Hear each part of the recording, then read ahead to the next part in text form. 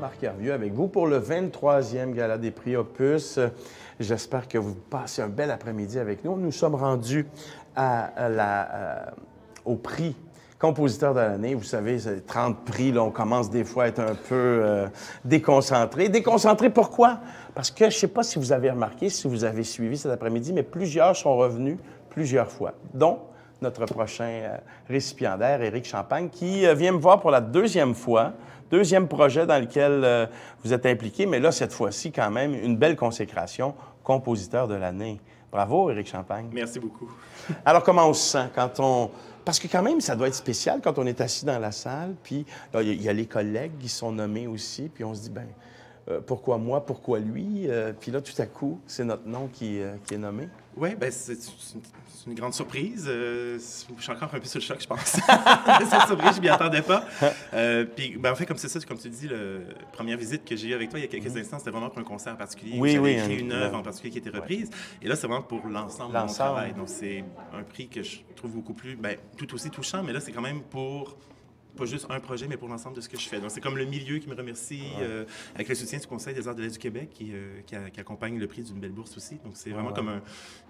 Ouais, je n'ose pas dire consécration, j'ai pas l'impression que je devienne statue. C'est une bonne poignée de main. Ah oui, une très, très bonne poignée de main. C'est le milieu, puis ça. Mais qu'est-ce qui motive Éric Champagne dans ses idées, dans sa création, dans son univers pour faire de la musique? Parce que de la musique en 2020, évidemment, on regarde ça, puis on se dit, il n'en manque pas, mais en même temps, on se dit, hey, il y a tellement eu avant. Donc, comment on fait pour réussir à signer quelque chose qui vont dire, ah, ça, c'est Éric Champagne? Je ne sais pas encore si ce que je signe, c'est du Éric Champagne. Je pense que je suis tellement encore dans mes projets, trop proche, j'ai pas le détachement pour savoir si ce que je fais a ma touche, mais je le fais avant tout comme un plaisir très personnel. En fait, très jeune, j'ai commencé par la mélomanie.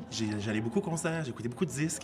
Puis je suis devenu compositeur parce qu'à un moment donné, la musique que j'écoutais m'inspirait, mais j'entendais pas ce que je voulais entendre. Okay. Je me suis dit, il y a des trucs qui sonnent super bien, mais j'aimerais ça faire ça d'une façon autrement. Donc ça m'a amené tranquillement à la composition.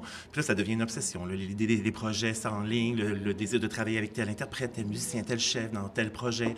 De ce temps-ci, je fais aussi beaucoup de projets scolaires avec des jeunes ou avec des organismes de milieux défavorisés. Donc c'est pas seulement c'est parti d'un désir très, très personnel et hédoniste, très moi, je crée la musique pour mon plaisir. Ah ouais? Puis finalement, c'est parfait. Oui, mais finalement, à la longue, je découvre que créer de la musique, c'est aussi un partage. Ah oui. De le partager avec les interprètes, le public, avec les jeunes, ça m'allume énormément. C'est ce qui me motive beaucoup dans mes projets. Parce qu'on ne peut absolument pas sous-estimer l'effet d'une œuvre sur quelqu'un. On ne sait pas à quel moment quelqu'un rencontre l'œuvre qu'on propose, comme dans un cas d'un compositeur, c'est encore plus grand. Nous autres, les interprètes, c'est une chose, mais les compositeurs, c'est la base, donc c'est la genèse de tout ça.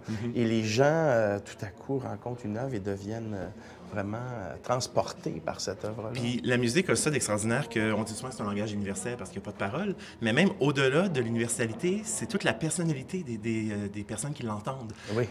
Des fois, des feedbacks que j'ai de public qui entendent des trucs, puis des fois, je me dis, ils n'ont pas du tout compris à ma pièce, ils ont passé à côté, mais ça les a fait vivre quelque chose, ça les a fait vibrer, ça les a fait amener dans des mondes imaginaires.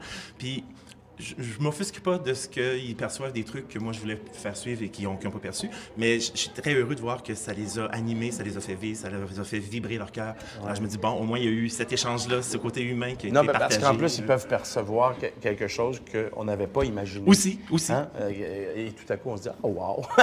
Puis je pense que toujours dans ce type de partage, c'est là aussi qu'on voit que l'imagination, c'est pas juste dans le créateur, c'est aussi dans celui qui perçoit la musique, ça fait vivre, ça l'amène dans son monde à lui, ça lui fait vivre ses émotions. Mais en tout cas, félicitations vraiment.